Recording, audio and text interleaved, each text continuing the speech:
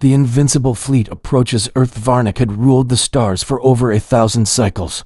They believed no species could resist them. They called themselves the Iron Pulse of the galaxy. For wherever they went, resistance crumbled in days. Cities fell, nations broke, and entire planets were brought to their knees before their great empire. Their warships were unmatched, their weapons could turn stone into dust, and their soldiers wore armor that no bullet could pierce. No fleet had ever slowed them down, no army had ever stood in their path until no from the dark void of space.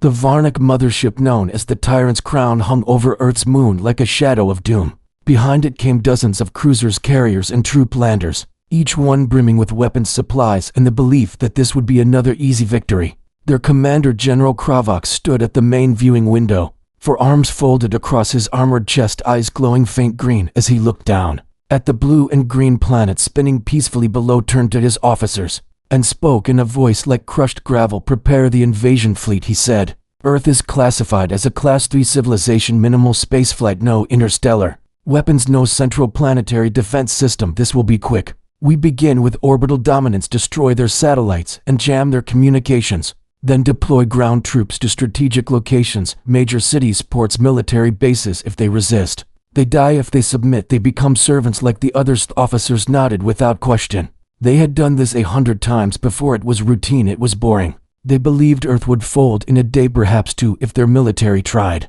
to resist, maybe a week at most. Kravox smirked. It almost felt like a waste of resources.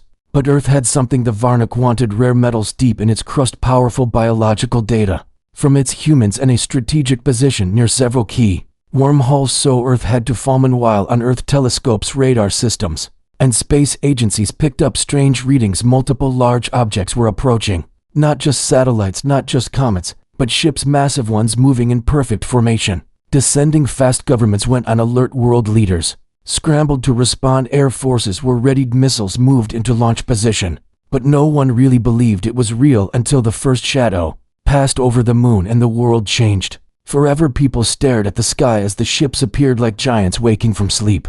They were black, smooth, and terrifying. Their lights flickered like stars as they hovered above Earth. Their presence sent fear into every heart across the globe. News reports flooded and panic took over in cities. But something different stirred, to not just fear, but something older, deeper. It was the same thing that had kept humans alive for hundreds of thousands of years: survival instinct. When the first orbital blast struck a communication satellite, humanity finally understood this was not a drill. This was not fiction. This was war, and it was coming to their front door. The Varnik did not send messages or warnings. They believed surprise was their greatest weapon. But in this they made a mistake, for humans were not like the other species. They had conquered. Humans were not unified or predictable, but they were stubborn and clever and dangerous in ways the Varnik did not yet understand. In Washington, D.C., the President of the United States met with military leaders as the skies above filled with strange clouds. In Beijing, Moscow, London, and New Delhi, similar meetings happened behind closed doors. For the first time in decades, global rivals spoke to one another, not about politics or trade, but about survival, whatever came next. They knew Earth would not survive divided, and so enemies shook hands, plans were made, and old weapons were dusted off as the Varnik landers began to descend into Earth's atmosphere, expecting smooth operations. Something went wrong. The heat of re-entry interfered with their cloaking systems. Human radar locked on some landers were hit mid-air by missiles. Homemade defense systems, rockets, even modified weather satellites struck their hulls, causing damage. The Varnik were surprised, not because they were attacked, but because Earth's response was not organized. It was chaotic, and that chaos made it hard to predict and harder to control. In the first 24 hours, the Varnik managed to land in 6 major cities: Los Angeles, Paris, Cairo, Tokyo, Rio de Janeiro, and Johannesburg. They expected quick dominance. Instead, they found confusion: streets blocked by burning cars, civilians using drones to track troop movements, buildings filled with traps made from construction equipment, even children using slingshots and fireworks to harass their scanners. The humans were not professionals, they were desperate, and that made them danger. General Kravox watched the data flood in from the surface, and his smirk faded. Earth is not responding like the others, he muttered. He looked again at the planet, but this time with narrowed eyes. This world was not like the rest.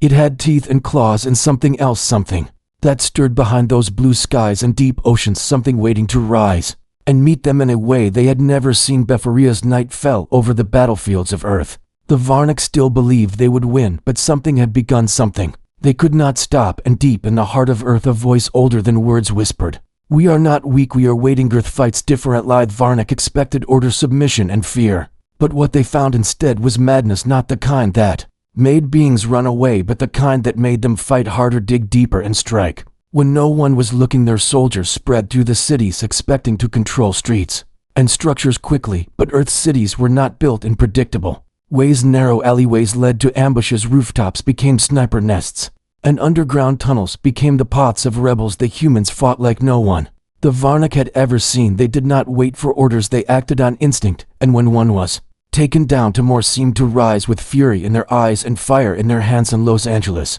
a group of civilians took over a radio station and began broadcasting real-time enemy movements across the airwaves. Old ham radio operators joined in, and soon a web of voices carried warnings, instructions, and courage in dozens of languages. From grandmothers with frying pans to teenagers with hacked drones, the people of Earth became warriors, not because they trained for war, but because war knocked on their door and they had no choice but to answer it.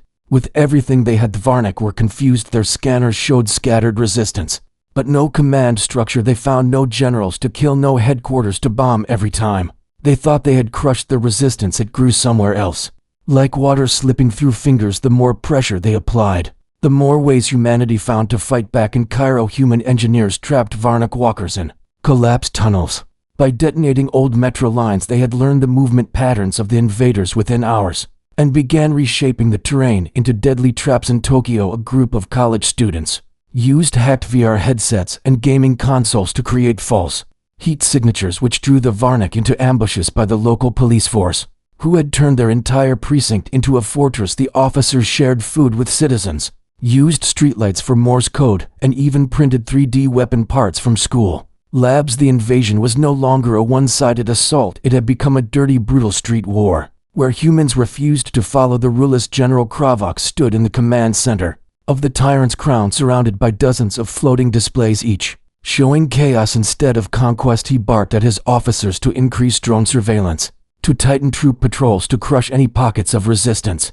But nothing worked. The humans did not follow any logical military pattern. They used emotion and desperation to fuel tactics that had no names, and that terrified the Varnik more than any weapon. Reports came in of Varnik squads being ambushed by elderly humans, using Molotov cocktails, of disabled soldiers outsmarting patrols using decoy sounds, of entire communities going silent then exploding into coordinated rage. At the exact right moment, the humans were not waiting for salvation from their governments or from above. They were becoming their own armies. Each house, each shop, each broken vehicle turned into a part of the battlefield. In Johannesburg, a child barely 10 years old guided a wounded soldier through a maze of alleys to safety. When asked why he risked his life, he simply said, "Because this is my home and no one takes my home." A Varnik scout drone recorded the boy's words and unknowingly broadcast them across the network for other Varnik soldiers to hear. Many of them began to realize these creatures were not weak, they were not soft, they were wild and untamed,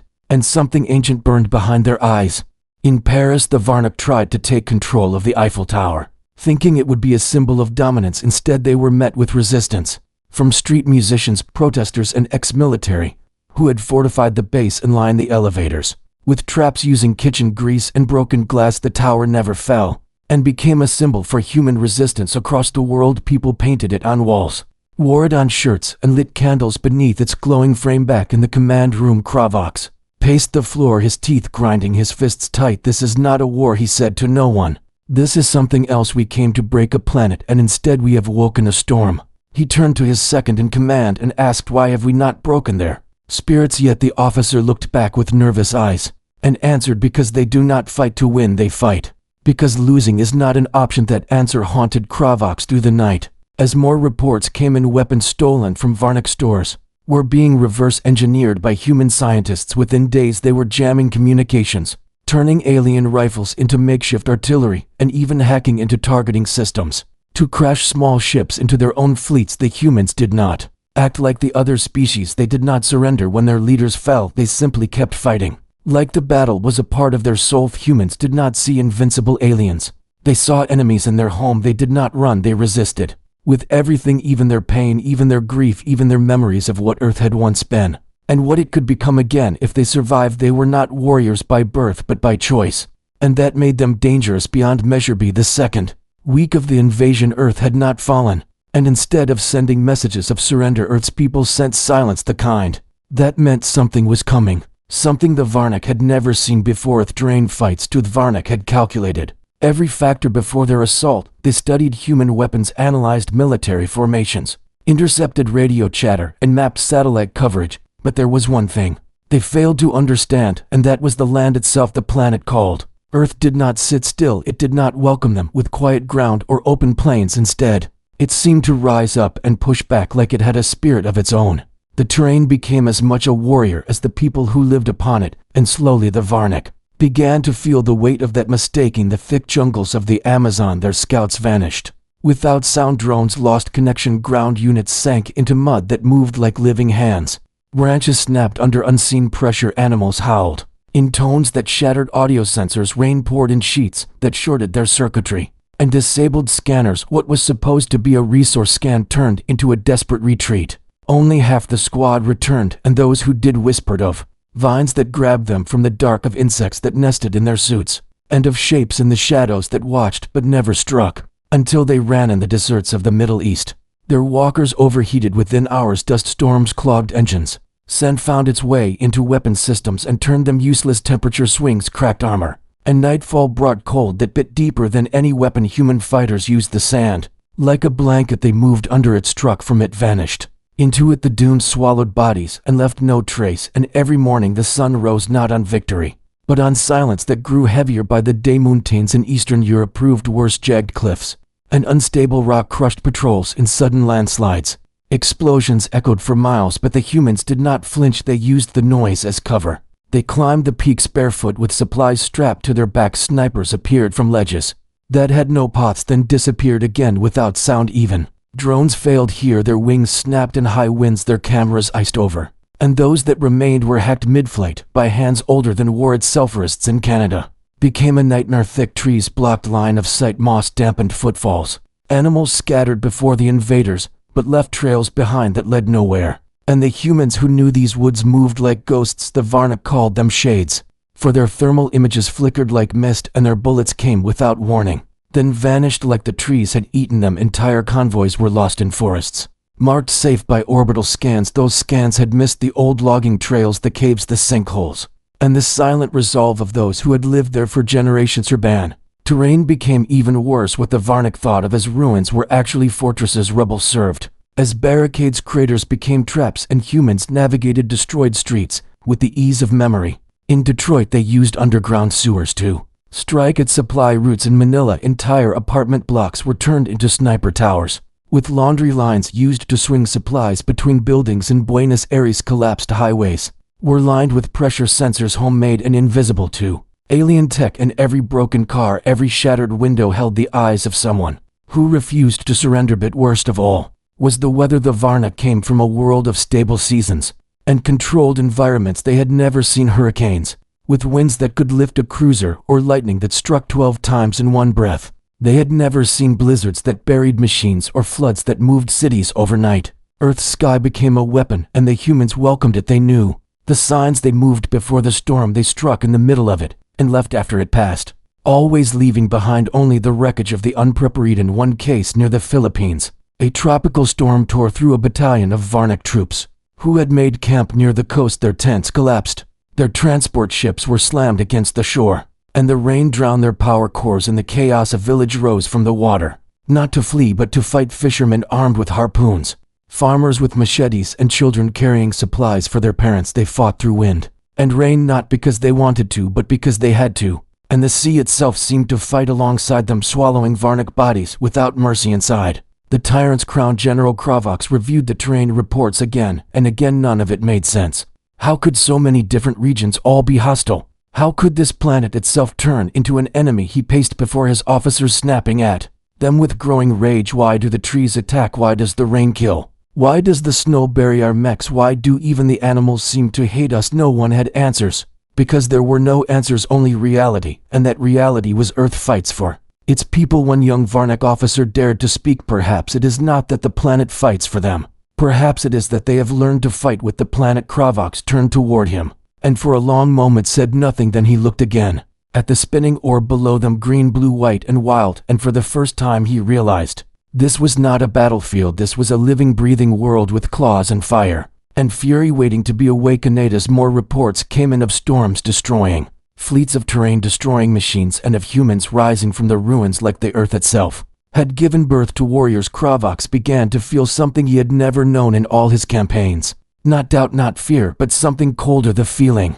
that he had stepped into a place that should never have been touched, and now that it had been disturbed would never stop fighting until every last invader was gone. The human spirit, as the days turned to weeks and the cities turned to ruins, one truth began to rise above the smoke and chaos. The Varnak had made their greatest miscalculation, not in underestimating human weapons, not in ignoring Earth's terrain, but in failing to understand the thing that truly made humans terrifying, and that was their spirit. It was not bound by strength or speed or advanced knowledge.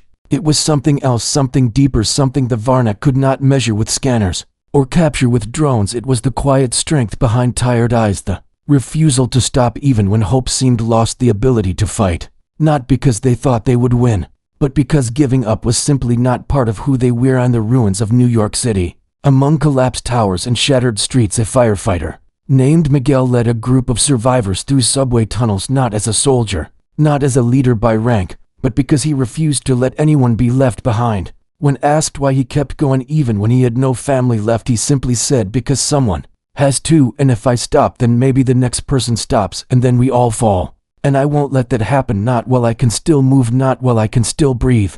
In Lagos, a grandmother used her old cooking stove to melt scrap metal into sharp tools. Her grandchildren helped shape the pieces into blades, traps, and tools for survival. Their house had become a forge, and the old woman said to her neighbor, I fed 10 children through a war, I can fight through this too. And every night she told stories, not to pass time, but to keep the memory of courage alive, so her people would not forget who they were even when the sky burned above them.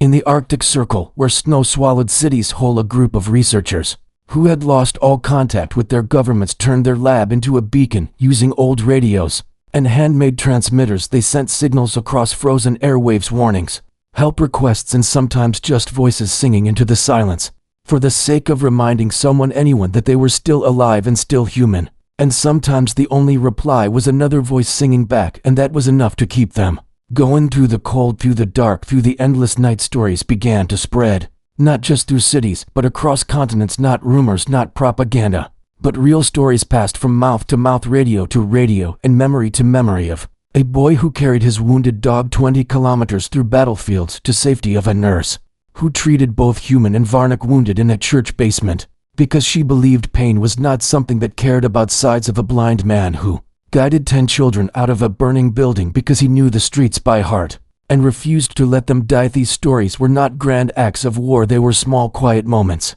but they became the bones of a new legend, the shape of something the Varnak could not crush with their weapons or silence with fear, because these stories lived in the soul, and each one lit a spark in someone who had thought themselves broken, and soon those sparks began to burn together across the globe. Even the Varnak began to notice. They captured a group of resistance fighters in South Korea and placed them in holding cells, expecting silence, fear, or negotiation. Instead, they heard laughter, songs, arguments about old soccer games, and dreams of rebuilding.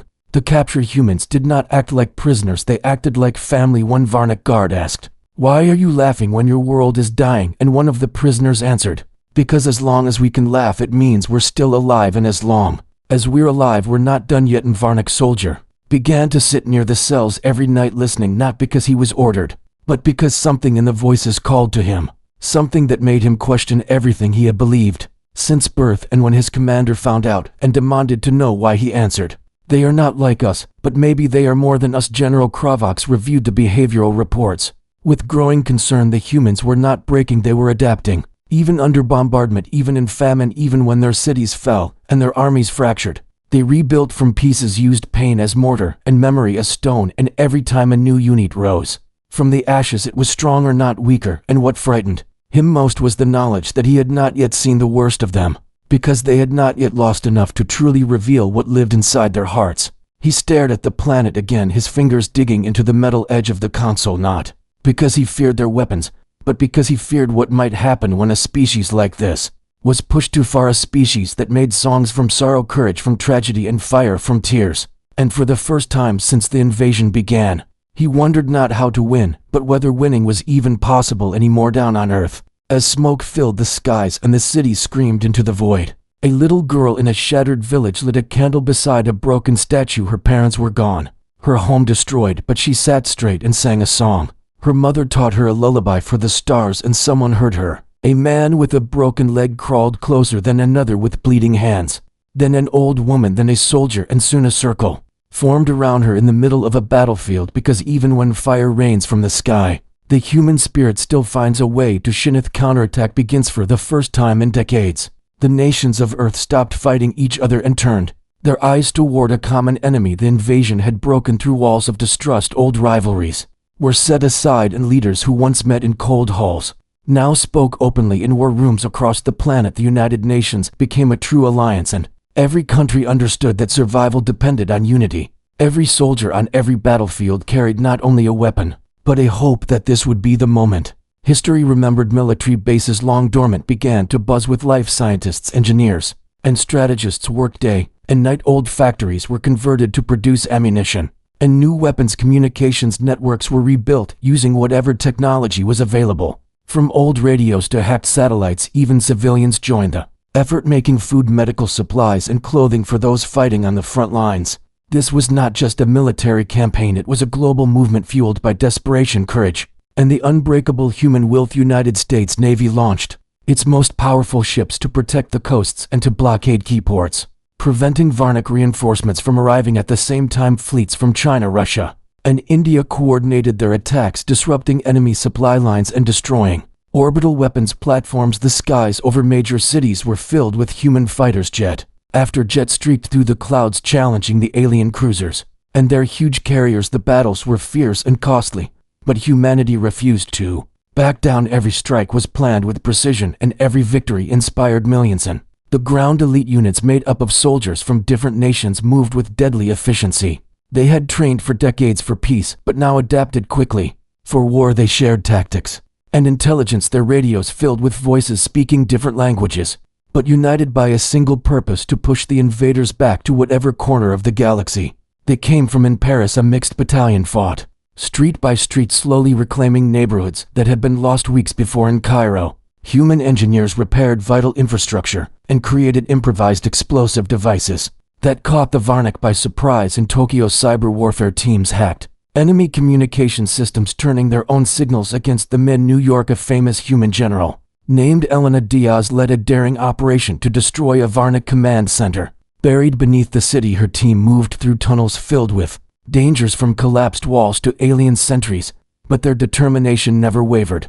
They fought through exhaustion, injuries, and fear, because they knew the world was watching, and that failure was not an option. As explosions rocked the underground, the general radioed the success of the mission, and her voice was heard by millions, inspiring hope and courage around the globe. Meanwhile, the Varnic struggled to keep up. They had underestimated not only human resilience but human ingenuity. They watched as their troops fell into traps made from scavenged parts, their ships crippled by hacking, their supply lines cut off, and their soldiers facing enemies who knew every street, every shadow, and every weakness. The Varnic had expected a swift conquest. Instead, they found a relentless force that grew stronger with every loss, and they began to fear not the humans themselves but the unity that had blossomed from their desperation. In the sky above Earth, a massive battle took place. A fleet of human ships led by the combined navies struck the Varnic carriers. With everything they had, missiles tore through shields, energy beams lit the darkness, and explosions shook the heavens. One by one, Varnic ships fell from orbit, crashing into oceans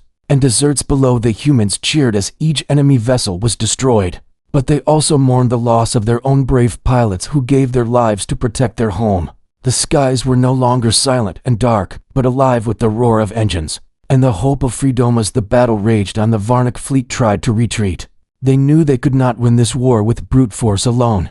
The humans had learned to fight back harder than any world before, but retreat was not easy. Earth's defenders were relentless. Their patrols cut off escape routes. Their fighters chased every ship to the edge of the atmosphere, and when the last Varnic fleet slipped away into the cold void, it was clear that Earth had fought back, not as separate nations but as one planet, one people, united by a common goal: to survive and to protect what was theirs back on the ground. The human forces prepared for the next phase of the war. rebuilding broken cities, training new recruits, and gathering strength. For what lay ahead, they knew the Varnak would not give up easily. But they also knew that the spirit of Earth was unbreakable, that the strength of its people was greater than any weapon, and that this counterattack was only the beginning of a story that would be told for generations to come. With truth about Earth, Varnak had always believed. Their knowledge of the galaxy was complete, but Earth shattered that belief in ways they could not imagine. Captured scientists and soldiers were brought before their leaders for questioning,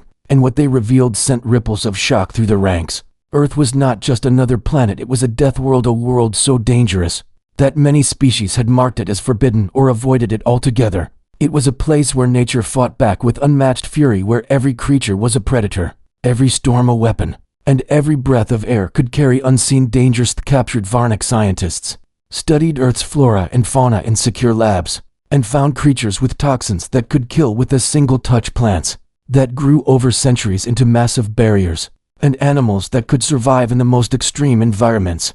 Many of these creatures had evolved alongside humans and adapted to the constant struggle for survival. The humans themselves had developed unique traits that allowed them to endure wounds that would be fatal to others, to recover quickly, and to resist poisons and diseases that would cripple alien bodies. More than that, the humans had a unique biological resilience that baffled the scientists. Their bodies adapted faster to environmental changes, their immune systems fought off infections that would have destroyed other species, and their mental endurance seemed limitless. They could survive in radiation zones deep underground and in the freezing cold of the poles while maintaining focus and determination. This adaptability was not just physical, but psychological. It was a survival instinct honed through millennia of living in a world that demanded strength and courage every day. The Varnak leaders realized too late that Earth had been underestimated, not because of its technology or weapons, but because of the very nature of the planet and its people. Earth was a crucible that forged survivors and warriors from hardship and struggle. It was a planet where the weak did not last long, and where every generation inherited the lessons of those who had fought before. They had thought they were invading a world ripe for the taking, but instead they had awakened a force that was rooted deep in the soil and in the hearts of its people. Historical records found in the ruins of ancient human cities told stories of battles against predators, great floods, volcanic eruptions,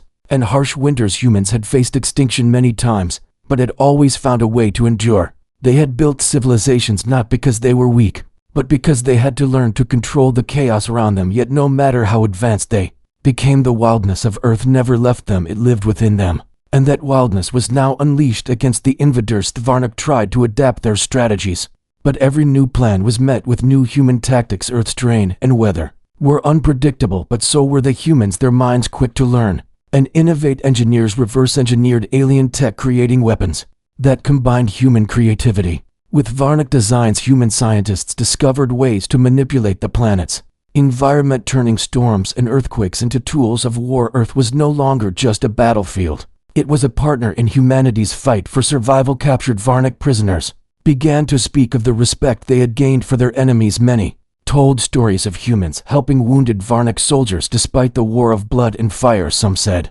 they were treated not as enemies, but as prisoners of war with dignity and care. This compassion confused the Varnak commanders, who had only known conquest and subjugation. The humans were fierce in battle but gentle in victory, and that balance was alien to the Macross. The galaxy word spread of Earth's defiance and the strength of its people. More species who had once looked down on humans now watched with fear and respect. The Varnak themselves began to question their empire's expansion, and some whispered of retreat and diplomacy. Others demanded vengeance, but even they knew the cost would be high. Earth had changed the rules of war forever, and no one would forget the lesson that a death world was never truly conquered, but survived in the souls of its defenders. General Kravox looked at the stars one last time. Before ordering a ceasefire, he knew this war was lost, not just because of the weapons or the terrain, but because of the unbreakable spirit of Earth's people. Theirs was a world that would fight back when all seemed lost, a world that chose peace, not out of weakness but out of strength, a world that welcomed the galaxy to witness its power and to learn that invincibility was an illusion. When faced with the heart of a planet and the courage of its children, its message to the Galactic Varnak surrender was unlike any before. They knelt not only to humans but to the planet that had birthed such fierce defenders. The sky above the United Nations headquarters was clear as the leaders of Earth gathered to receive the alien envoys. The war was over, but the scars were deep and the memories of battle fresh in every heart. Yet the moment was not one of triumph alone, but of understanding, of a new era dawning in the galaxy. Humans sent a message across the stars, a message not of conquest or hatred, but of warning and hope. It said Earth would not be conquered, Earth would not bow. Humans were peaceful because they chose to be not. Because they were weak, they welcomed all species willing to live in harmony. But those who came to harm would face a force beyond anything they had imagined. The message was clear: Earth's defenders were many, and Earth's spirit was eternal. The galaxy watched in awe and fear, as Earth transformed from a quiet blue dot into a beacon of strength and unity. Former enemies now stood side by side as ambassadors, diplomats and explorers. Earth's technology advanced rapidly, fueled by shared knowledge and a desire for peace, but always ready to defend itself with a power born from the lessons of war. The Varnic survivors learned to live among humans, some embracing peace, others plotting quietly, but all knowing that Earth was no longer a prize to be taken, but a force to be reckoned with. Stories of human courage, kindness, and unyielding spirit spread to distant stars, inspiring other worlds to reconsider their own place in the universe. The humans had taught a lesson that could not be erased, that the true strength of a species was not in weapons or ships, but in the heart that refused to break no matter how dark the night or how fierce the storm. The galaxy's history would forever remember the day Earth stood tall and said, and General Kravox now walked among humans not as an enemy, but as a student of their strength. He saw children playing under alien suns, humans and Varnic working side by side, building new homes on planets once lost to war. He understood that invincibility was not in domination, but in resilience and compassion and unity, and that Earth had shown the way for all to follow. In the quiet moments when the stars shone bright and the battles were only memories, humans gathered around fires or in quiet rooms to tell the story of the invasion of Earth, not as a tale of fear, but as a celebration of life, of hope, and of the unbreakable human spirit. The little girl who sang in a broken village, the general who led her people through darkness, the old woman who forged weapons from scrap, these were the true heroes, their names whispered with reverence across the world. Earth was no longer just a planet, it was a symbol, a promise to the galaxy that no matter how hard the fight, no matter how great the odds,